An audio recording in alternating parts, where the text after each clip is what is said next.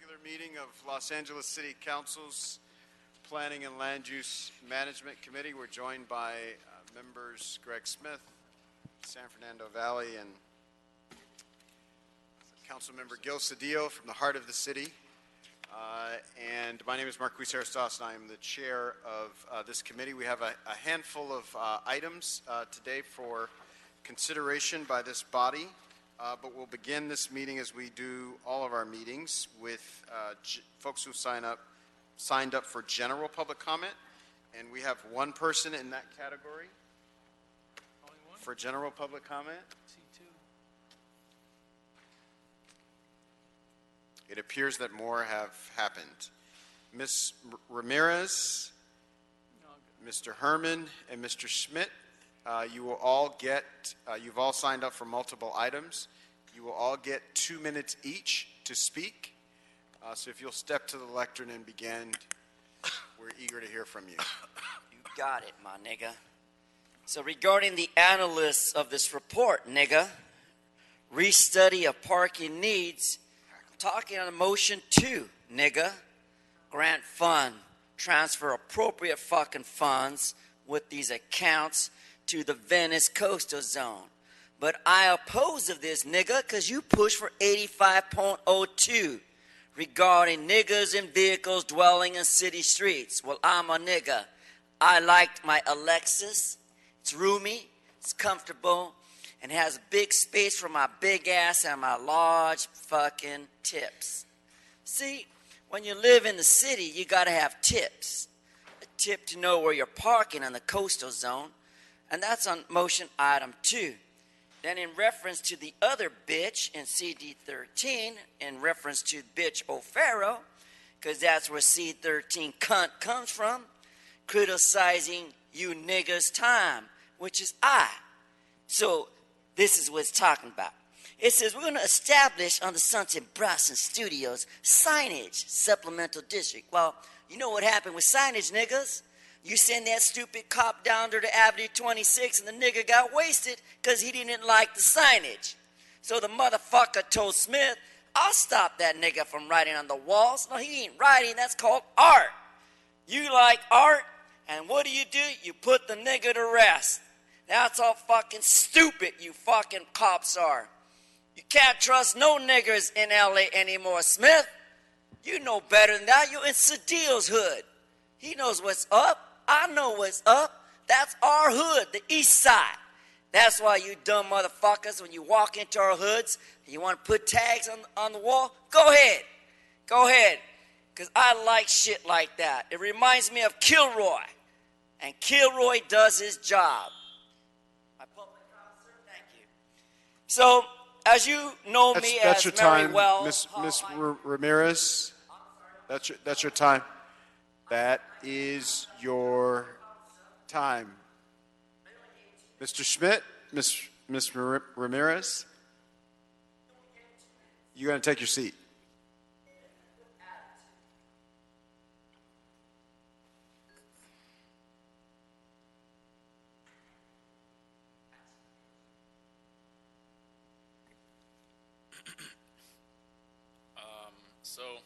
My recommendation for what I just heard is that I believe there should be a disclaimer to the public about the possible offensiveness to public comment.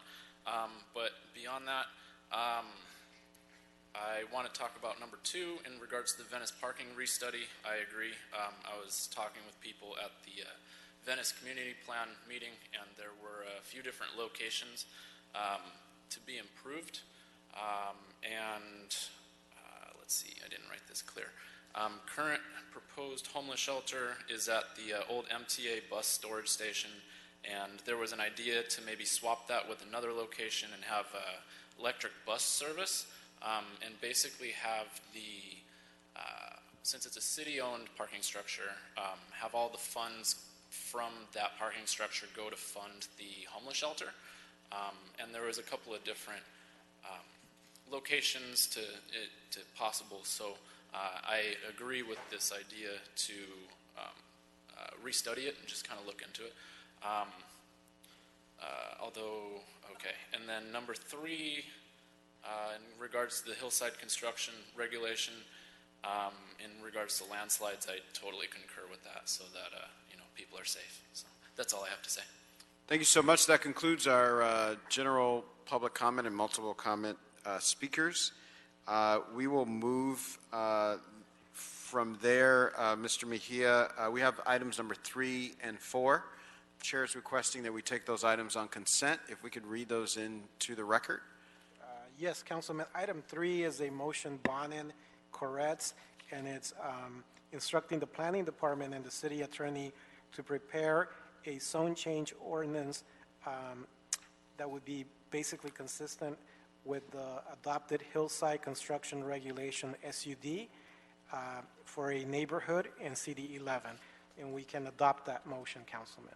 Thank you so much. There's one public comment speaker, Jason Douglas, on this matter. Mr. Douglas is present. I'll invite him to come and speak. Jason Douglas, City 11. I just want to reiterate we appreciate your support on this motion. We received several concerns to our office regarding impacts on local infrastructure and growing fears of slope instability in the area.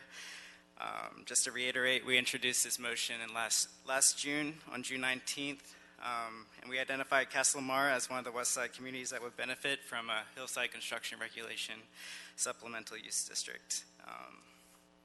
And thank you for your support on this motion. Thank you so much for the comments from Council District 11. Those two items will be adopted. Yes, sir? Item 4, you said also, Councilman? 3 and 4, yes. So item 4, I have not read into the record, Councilman. This is an EIR and a city attorney prepare ordinance to establish the Sunset Bronson Studios SUD and CD 13.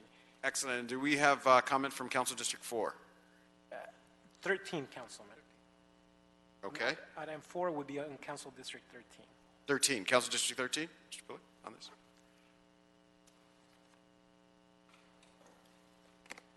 Good afternoon. My name is Craig Bullock from Councilmember O'Farrell's office, and we are supportive of the recommended actions before you today. Thank you. Thank you so much. So items 3 and 4, we'll adopt those without objection. Yes, Councilman. And we'll go from there to item number 2. If you could read that into the record. Sure. Item 2, Councilman, this is a motion, Bonin Buscaino. It's authorizing, the controller to establish a Venice Local Coastal Program account within the Local Coastal Program Grant Fund to study the parking needs in the Venice Coastal Zone. All right. We have, do we have public comment speakers?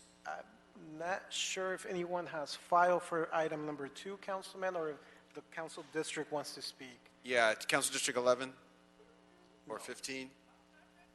Going once? Going twice? No. So they've declined. Okay. Yeah. So we'll adopt the motion. Yes. Okay. Recommendations that we adopt a motion without objection. That takes us to item number 7. Yes, And Council. Go ahead. There's been a request to continue that until August the 6th. Yes, Councilman. So that'll be the order on item number 7. Then item number 1. Item 1, Councilman, is Mr. Bertone's weekly report. Excellent. You're going to hear from the inimitable Mr. Bertone. Thank you, Chair Harris Dawson. Just a really quick update for you this week. Just want to keep you really from time to time update our home sharing registration process, and it's been going well. So just to date, we have over 440 registrations that have been submitted. We've actually issued the temporary registration numbers for 420. For those who have not received an immediate registration number, it's typically due to the fact that they're in a rent-stabilized ordinance unit and didn't qualify for the program. So this is going through. Our people are going through and actively looking at the site, understanding our rules. They're registering and getting their pre-registration number. And again, what happens is they go online. It takes them usually about 10 minutes, 15 at the most, to go through the process. They get a temporary registration number at the end of the time. They have to just provide information and copies of certain documentation. Then after they register, then we verify that. Enforcement will not begin will not begin until the beginning of November. So we're anticipating more of this come up, probably get really more up and rolling in September and October as we get closer to that date. But we'll keep you up to date from time to time here under the Director's Report. Thank you so much. Volume, higher, lower, or about what was expected? I think for about this time, it's about what is expected. Interestingly enough, a lot of we also have a hotline number, and we take in emails and so forth. A lot of our hotline numbers will be people actually interested in reporting home sharing that they think is illegal. So that actually will help us in terms of as we start the enforcement process at the other end. So I think it's about where we expected on there. So the information gathering knife cuts both ways. Exactly. Got it. Okay. Good. Thank you so much. If there's no questions or comments from members, we'll move to accept the or continue that report until our next meeting. And then that brings us to items number 5 and 6, which we will consider together. Mr. Mejia, if we can read both of those into the record. Yes, Councilman. Item 5 and 6 are interrelated. Same appellant, Barry Greenfield. On item 5, they were appealing the environmental clearance for the construction of one single-family home. And on item 6 is the appeal is filed also on the construction of a single-family home. Same appellant. Item 6, it relates to the zone variance. All right. We'll have a report from staff on this. Good afternoon, Honorable Council Member. This is Jack Jones, Associate Zone Administrator, City Planning Department. There are actually 2 appeals before you. Item number 5 is a CEQA appeal on a project involving the construction with 2 new single-family homes on 2 new hillside property.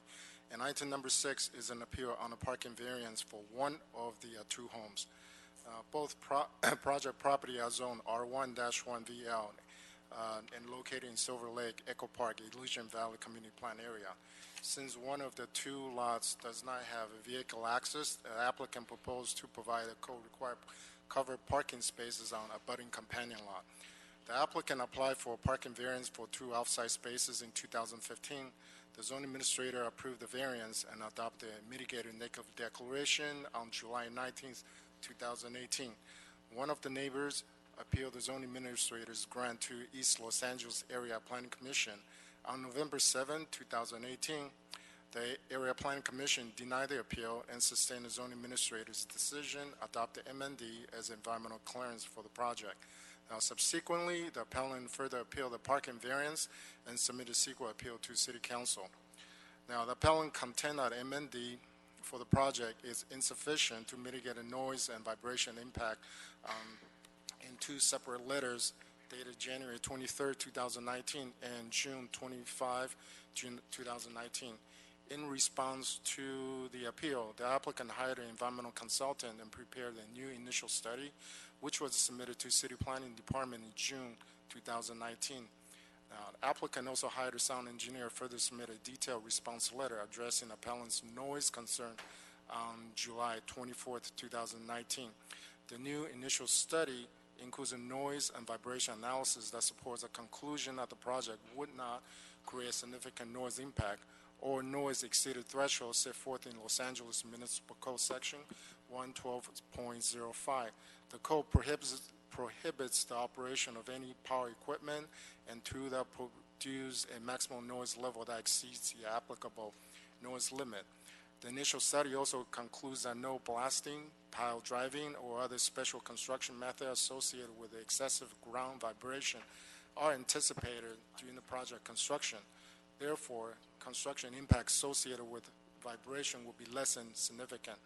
The applicant's sound engineer has further identified several significant errors in appellant's noise study, which includes using the wrong regulatory guidelines and noise thresholds, as well as analyzing impacts without the inclusion of a government-required regulatory compliance measure. The initial study demonstrates that all environmental impacts would be reduced to a level of insignificance with the applicable regulatory compliance measure and the project design feature, thus rendering the amending unnecessary. And a Class 3 categorical exemption pursuant to CEQA guidelines, Section 15303, is applicable and appropriate for the project. The Department of City Planning has thoroughly reviewed and proposed the proposed initial study, including the subsequent environmental response documents, and concur with the environmental analysis finding, the department submit a detailed report on the CEQA appeal to City Council on July 25, 2019. As to the appeal for parking variance, there was no error, abuse, or discretion on the part of the area planning commissions in granting the variance for the offside parking, as all 5 findings stipulating LIMC 12.27 have been satisfied. The proposed new single-family house complies with the baseline hillside ordinance, except the street access and on-site parking. The findings support the variance grant, especially the projects that fronts on the historical stair street, which is not a self-imposed hardship, and that the project address a lack of a parking space concerning the neighborhood. The project was supported by the Silver Lake Neighborhood Council, 4th Council District, and abutting neighbors except the appellant. The variance grant is consistent with all other existing development along the St. Landa Street. The department also submitted a report on the parking appeal to the City Council on July 25, 2019. So based on the records in the file, the planning staff recommend that for item number 5, in consideration of a CEQA appeal for the project, the Plan Committee deny the appeal, take no action on the MND, and recommend that the committee determine that based on a whole administrative record, the entire project with all of its entitlement is exempt from the CEQA pursuant to CEQA guideline, section 15303, and there is no substantial evidence demonstrating the exception to the categorical exemption pursuant to CEQA guidelines, section 15300.2 applies. And for item number 6 on the offsite parking variance, the department recommends that the committee deny the appeal and adopt the Area Planning Commission's report finding. So therefore, Planning Department recommends the Planning Committee to deny both appeal and determine the project, including all of its prior approval, is to be exempt by section 15303, class 3 of the CEQA. So this concludes the staff presentation. I'm available for your question, and the applicant's consulting team is also here to answer any question that you may have. Thank you so much. If there are no questions or comments from members, we'll ask to hear for not more than 4 minutes and 59 seconds, representative of the appellant. Mr. Henning is the name I have. Going once, twice, 3 times. All right. And the applicant.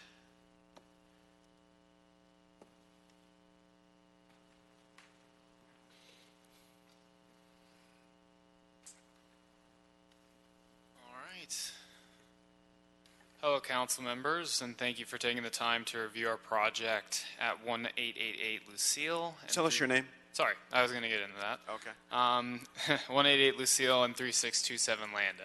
Well, I'd like to thank you first. All right. My name's Tony Russo. I'm a land use consultant for the applicant. And I work at a company called Crest Real Estate. So what you have before you today is an appeal of the request for the zone variance at 3627 Landa to allow the required on-site parking to be placed off-site at the neighboring house, 188 Lucille, as well as an appeal of the CEQA determination made by planning in relation to both projects at Landa and Lucille.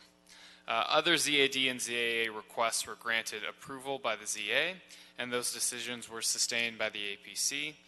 Those requests are not further appealable, as you know, to City Council, and therefore not a part of this hearing. And I apologize if I repeat some things that Mr. Chang mentioned. So regarding the zone variance, the argument for the zone variance is quite simple. 3627 Landa fronts a walk street. There's literally no vehicular access possible to gain access to this legal lot. So the community at large, specifically the neighborhood council and the council district, are enthusiastic that proper parking can be provided for both homes through this action. So this arrangement is even utilized at the appellant's own property next door, making the irony of this appeal pretty astounding. Regarding the CEQA appeal by Mr. Henning, he first claimed that the project should be subject to an EIR without any additional evidence for such a claim when he first filed the appeal November of 2018. He then submitted a noise study prepared by his consultant, Dale LaForest.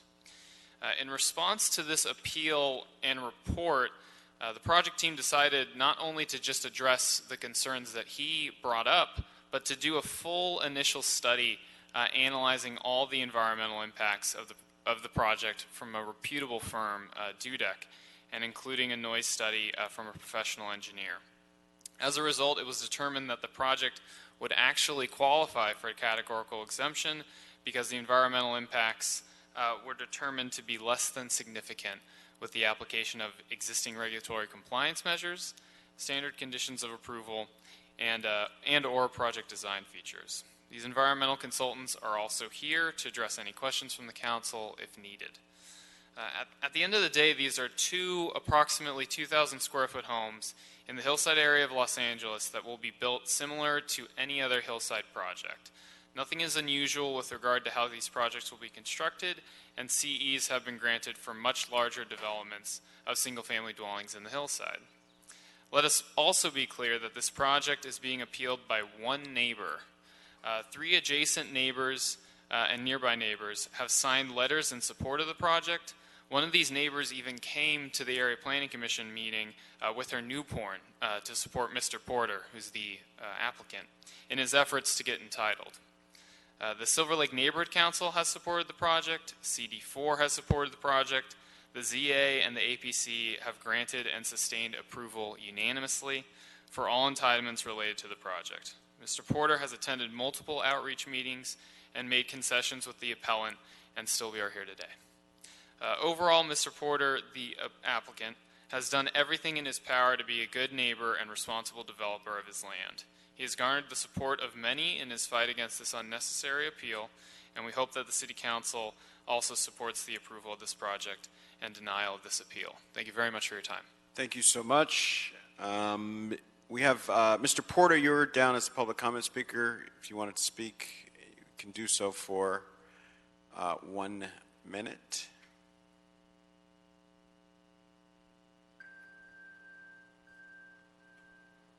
My name is Tom Porter. I've lived at the project location for about 12 years. I'm not a developer. I've been trying to build a home for myself for years, and I ask you to deny this appeal. Over the last years of this process, I've had many meetings with my neighbors, both on the street in front of my house and formerly with the zoning administrator and the local council office facilitating, as part of my sincere efforts to find common ground. Many neighbors support this project and also signed letters of support that are in the city's files. I've made major changes to the project in response to his feedback, including reducing square footage, removing an access staircase, a patio, lowering building heights, and removing windows, and numerous other features in direct response to neighbors' comments, including those made by the appellant. I have been and remain committed to being a good neighbor. I'd like to thank the city planning staff, the neighborhood council, my local council office for the time and resources spent on this project over the last 4 years. I believe in my engagement with my neighbors as part of this process has improved the overall project, and I ask you to deny the appeal. Thank you so much. All right, if there's no discussion from members, I'm going to recommend that we take no action on item number 5, and on item number 6, we deny the appeal. There's specific written instructions that if you could read into the record, Sure.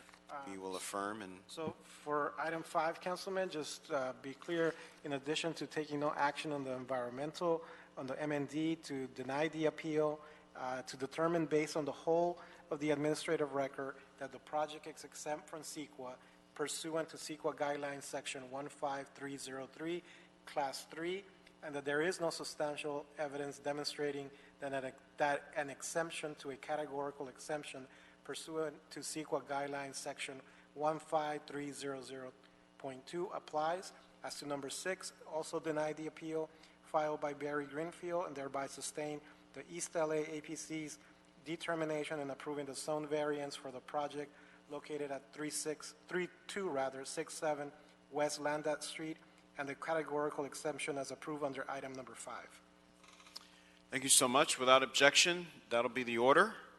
And Mr. Mejia, can you confirm that that concludes our business for today? This concludes the meeting for today. All right, we're adjourned. Thank you all so much. Deputy City Attorney Amy Brothers, it would be better to vote separately on each item. All right, item number 5 is a recommendation before us. Do we have a second? Second for Mr. Cedillo. And item 6, And item 6, denial. to deny. Is there a second?